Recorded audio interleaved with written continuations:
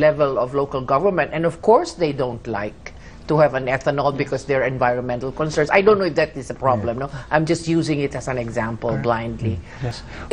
Is that going to make things better for the implementation of a land use plan? Yes, it will make things better. How do you see that? Let's say it's mining. Let's use as an example mining. Okay, some mining Australia or China is going to come in and say they want to develop.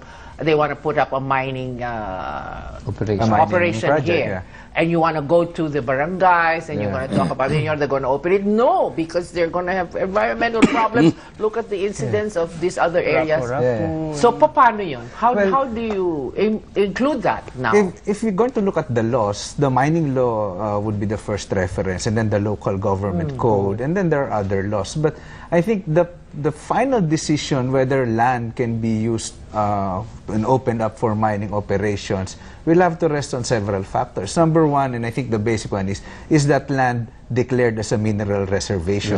There are very few land. Second is that land under any current use, and if the current use Other than mining, because it only becomes a mining area if it's declared as a mineral reservation, or if a mining contract is finally signed. But if the current use is agriculture or tourism or settlements, then there has to be a negotiation from the local government units. Now, the problem is doubled when you have indigenous peoples and ancestral domains. But they have a law now that have determined the areas that they actually... Ma'am, you did ask, is it a practical implementation? Yes, in the Philippines, we have a lot of good laws. Now, I think the problem now is with the implementation. And what is good with this new law, with this upcoming bill, is that kind of issue of what are the criteria for mining is already there. That principle is already well laid in that current bill. And in the old laws, it is really a conflicting interest. There's no arbiter. There is no harmonizing process. Okay. So, yes, very quickly. May I just read the comments and let's see how people are understanding our first part of the program. From Mirna of Rizal, the government should develop residential areas first instead of prioritizing industrial areas. We need homes first, then jobs. From Manong Ben of Isabela, dapat sabay na tugunan ng pansin ng gobyerno ang agriculture at residential development para kaming mga farmers may source na ng kabuhayan, may sarili pa kaming lupa na pwedeng tirahan or tirahan. From Lloyd of Cavite, yung mga malalawak, Andreas, I'm sure you've been here for a long time, so you know what we're talking about. Malawak na taniman, huwag naman sanang gawing golf course. Kawawa naman yung mawawala ng kabuhayan. From Dr. Eric, USEC, please address quarter problem by repealing Lina law. This will solve half of our problems already. More about this discussion. I think you're beginning to understand what we're trying to talk about here. It is a very important issue now. Because if this law is if this bill is passed, does that assure those who are homeless will get a crack at a piece of land and will have a house? I mean, you'll answer that. When we return, you're watching Talkback. Is that going to be the bill?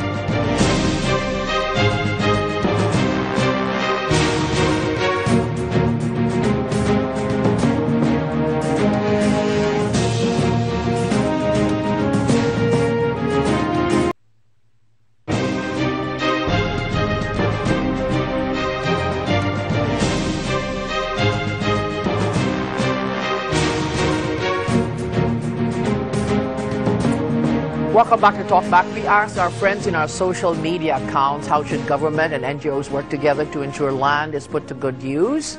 On Facebook, or MOC CPM says, NGOs could help the government review or implement development plans or zoning ordinances. Meanwhile, Sheila De La Torre believes government, NGOs, and private stakeholders must determine what is the most equitable and efficient way of using land. She says putting land to good use would entail a comprehensive framework where costs and benefits shall be weighed. We also asked people in the streets on what they thought about the subject of land use. Here's what they had to say. Kulang ang suporta ng ng gobyerno. Dapat tuunan ng pansin talaga ng ng gobyerno ang ang sektor ng agrikultura. Hindi naman talaga na-redistribute sa farmers yung land nila kasi kino-convert ng mga may-ari ng lupa into industrial land. So ang point lang is parang even yung laws ay hindi ganun ka-strict para ma-award talaga sa farmers yung mga lupa na sila naman talaga yung nag-toil for.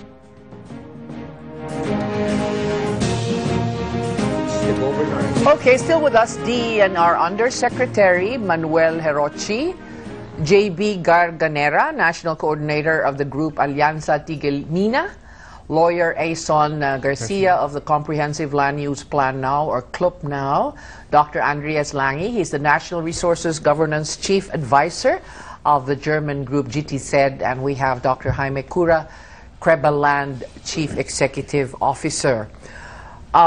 We want to find out now who will be the arbiter, because if you're talking about bottom-up, there's going to be a whole debate in the community, and this is very healthy to find out exactly how the people want their land to be used, okay?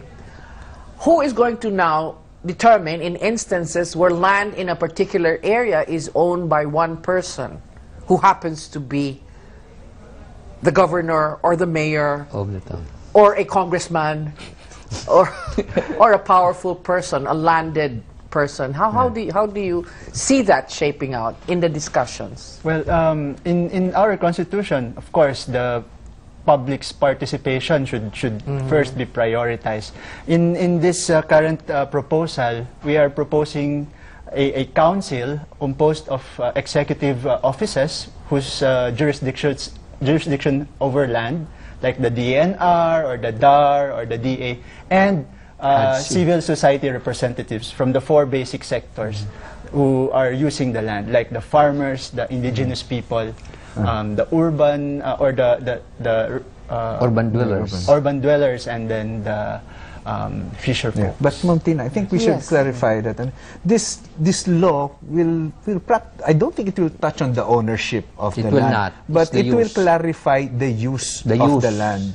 So ownership of the land, that's going to be arbitrary ownership of land. But that land being owned by someone has to be classified by the local government on what's the most appropriate use. Is that going to be for residential? Is that going to be for industrial? Or is that going to be protected? And the use will be have to be followed by the owner? Yes. Yes. For example, so if you're an owner and that land is identified as agriculture, you do not have an arbitrary right to convert it to other uses. Because according to that land use plan of the town, that area, that piece of land was reserved for agriculture. And will remain for agriculture use forever and ever and ever. Until the land use plan, until the land use plan is updated. The local government reclassifies the land. Or revise it. How convenient. Yes. Yes.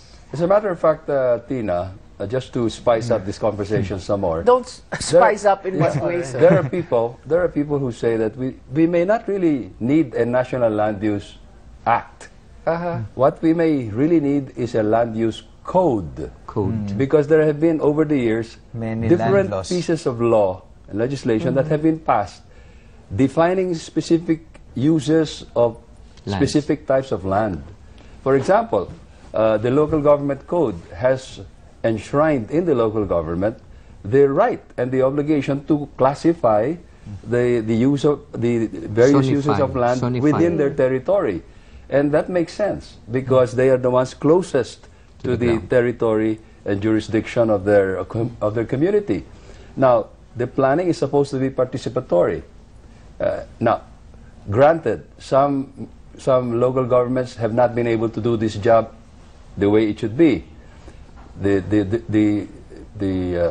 thing, therefore, to do is to help them, for national government to give them the support that is required. Now, what is the support? Training, for example, on how to do the planning correctly. But also, number 2, technically. Databases. You know, from the time these laws were passed, technology has developed so much. There is now technology available that will help hasten the identification of geographic boundaries between towns